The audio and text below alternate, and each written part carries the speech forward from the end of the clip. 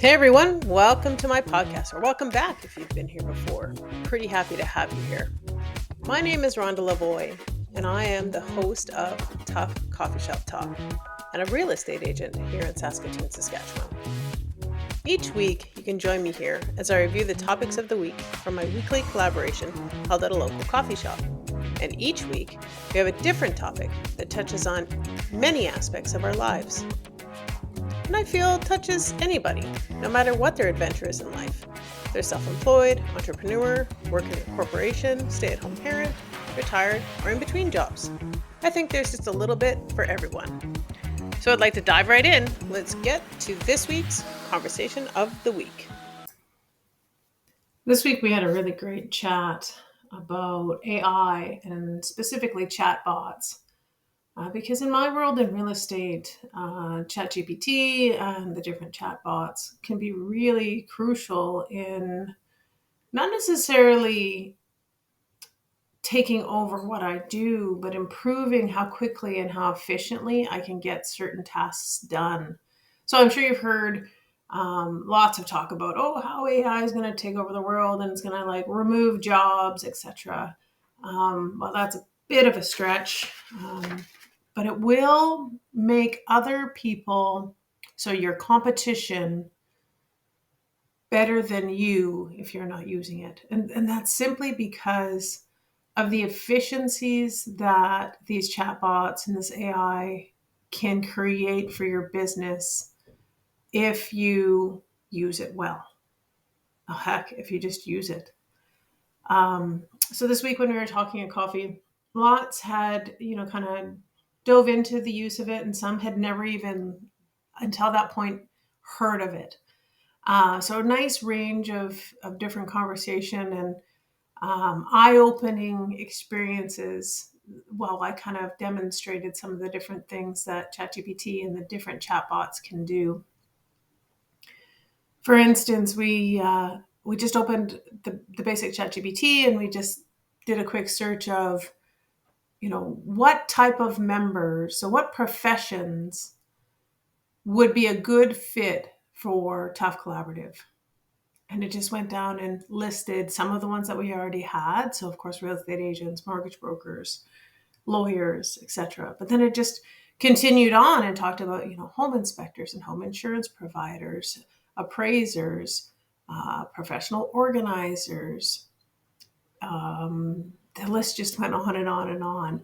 So ultimately, it was just kind of a quick way to query the AI to get a response.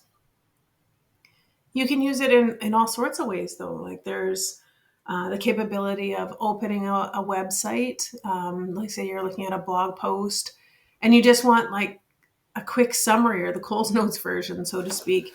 There's that option within some of the AI bots. So you just click on it and give me the summary, and you can just kind of look at the bullet points of what's in that website to know if you need to dive deeper into that article or if that's all the information that you needed to get out of it. It's really helpful when you're doing research, as an example. And then, of course, what I just talked about with the chat conversation of asking it questions and getting answers, and how you can dive deeper into the answers to expand on it. So we did a query on one of the bots that said, give me, or I am a real estate agent and I am using Facebook as social media. Give me a schedule for June of different posts to create. And then it went down and said, June 1st, create this post. And it was like market analysis or market overview. And then June 3rd, talk about home ownership. June 6th, talk about, the benefits of a big backyard. It just went on and on and on, and it created this schedule. So what you could do as a real estate agent, or this is useful in every profession, this is just an example, but what you could do then is say, okay, expand on June 3rd. What would that post look like? Or what details should I include? And it will then expand on that and tell you the different details.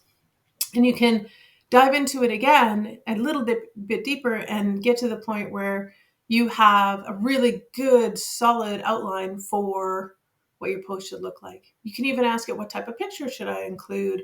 And it'll give you different ideas. The capabilities are incredible, but I find that most people, the challenge is they just don't know where to start. And it's so funny. They're like, well, but I don't know what to ask. And I say, then tell it that. All you have to do is say, this is what I'm thinking. And you just type that out. How can you help me? What can I ask you? And it'll literally tell you. It's just the most powerful thing if you expand your imagination and give it a try. In the last year and a half or so, the chatbots have really exploded. When they originally came out, it was this ChatGPT, and it was kind of this container of information that was only up to a certain date. It was only up to 2021. And then with time, that container's expanded. They've, brought it up to May of 2023. And now they've added the ability to search the web as well. So you can get current events in there. As long as it's somewhere on the web, they can find that current event and get you that information. It's super powerful. But there's also now new versions. We've got Google's Gemini, and it integrates with other Google tools like Google Maps, YouTube, and Gmail. And it can even generate images. Of course, some of these are in the paid version, but if you find a good AI tool that you like to use and you're using it regularly for your business, the expense is actually well worth the money, in my opinion. There's also Microsoft's Copilot, which is embedded right in Edge and Bing. And there's even a mobile app for it. This one actually I've been using a little bit more lately just because it happens to be in the browser that I'm using.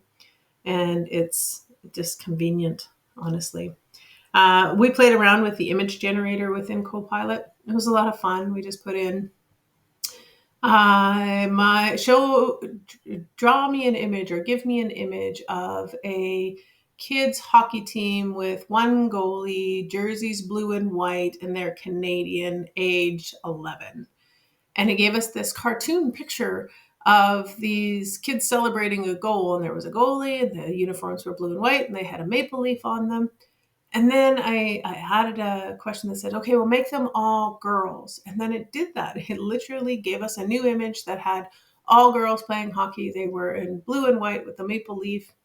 It was really fun to just kind of play with it. Then we moved on and we looked at Perplexity. Perplexity is its own search engine and a chatbot kind of in one.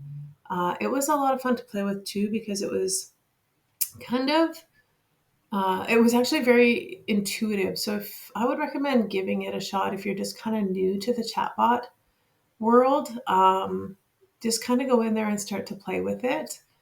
It was kind of very user friendly. The language was everyday. Yeah, it was really nice. And they have the ability to be able to upload images, texts, or PDFs, and then you'll be able to query, so prompt data from that document that you uploaded. So say you have a large PDF document that you want to ask the chatbot questions about so that you can, better understand the document or learn how to improve it, etc. You have that option to upload. I think you get 3 for free. And then after that, you have to have a paid version. And then lastly, we talked about maxai.me. This is the tool that I purchased back when this kind of started. I think my 1 year actually renews next month. So I've had it for about a year. And how it works is it actually layers on top of these other bots. So like you have kind of 3 layers when it comes to chatbots. You have the container, so like the data set where the information is. And that's hosted by OpenAI. And then you have on top of that the chatbot. So you have ChatGPT, Google Gemini, Microsoft Copilot, Perplexity. All of those kind of are layered on top, and they're like a tunnel that access that data in that container. And then Max AI is like on top of that. And it can utilize each of those tunnels, but it kind of gives you a different interface. And that's the one that I've selected because it integrates in Google Tools, and I'm all about the Google stuff in my business. So when I go into Gmail, that tool is there so that I can improve the writing in my email, as an example. So I can write my email to the client, and then I can click on a few prompts and it will improve the writing or double check the grammar or make it shorter, make it longer, change the content, change the style. All of those things are right within Gmail, which is super helpful. It also integrates with Facebook, Instagram, LinkedIn, different areas that I would be creating posts or responding to posts. And then it also integrates right in the web. So any website that I'm on, that tool is there as a sidebar so that I can use it to get a summary of that page, or I can copy and paste some text out of there to get them to improve it. So for example, if I'm creating a blog post on my website, I can use it right in the website that I'm using to create that blog post, and then have it improve that writing for me so that I can ensure my grammar is proper, or say perhaps I want to improve my search terms so that I can rank better on that post. All of the things are there right within that maxai.me. There's all sorts of other AI tools. When we talked this week at coffee, we only talked about the chatbots, but there are other AI tools. For example, there's AI image generators, AI code generators. So this would be like for coding websites. Well, literally any type of code. If you need to understand, say, how to code something in Excel or in Access, anything, you can use these chatbots or these code generators to be able to do that. AI translators, AI personal assistants, AI music composers. This we talked about because recently in the media, there's been talks about how there's a new Randy Travis song. Those who don't know, Randy Travis had a stroke several years ago, so he is no longer able to sing. So a producer, with his permission, took his previous recordings and another artist's recordings, created this new song, melded them together with an AI music composer, and created a new Randy Travis song. And I've heard it, and it's incredible just to think that that was created by AI. Because when I hear it, I know it's Randy Travis, but I know in my mind that that's not possible because he can't do that. So it's super cool. AI video creators. I've played with this a little bit, where you can like ask it to create a video and you just give it very detailed instructions on what you want in that video, and it goes out and finds what it needs to create this video for you. And then AI educational tutors. I don't know much about that, but that one intrigues me quite a bit because I could see how that could be quite powerful for our youth. Well, heck, even for us as adults who are trying to learn new things. I just think it would be kind of neat. Anyway, so AI is here. It's not replacing us as all the hype is. So don't not embrace it because you're afraid it's going to replace you. Because if that's the case, if you don't embrace it and you don't try to use it, it won't replace you, but your competitors will pass you because they will be using it to make their business more efficient and more robust. Well, that concludes our episode this week. Thanks so much for being here. It really does mean a lot to me. If you haven't already, please subscribe or hit that follow button, as I'd love if you came back week to week. If you're looking for more information on the membership, check out tufinstitute.com. Or if you want more information on me and my real estate business, check out theurbanfarmhousesaskatoon.com. Looking for my socials? I'm on Instagram as rhonda_tuf and on Facebook at The Urban Farmhouse Saskatoon or Rhonda Lavoie - The Urban Farmhouse and eXp Realty. DM me anytime. I'd love to hear from you. I really hope you have a marvelous week, and I can't wait to bring you an episode again next week.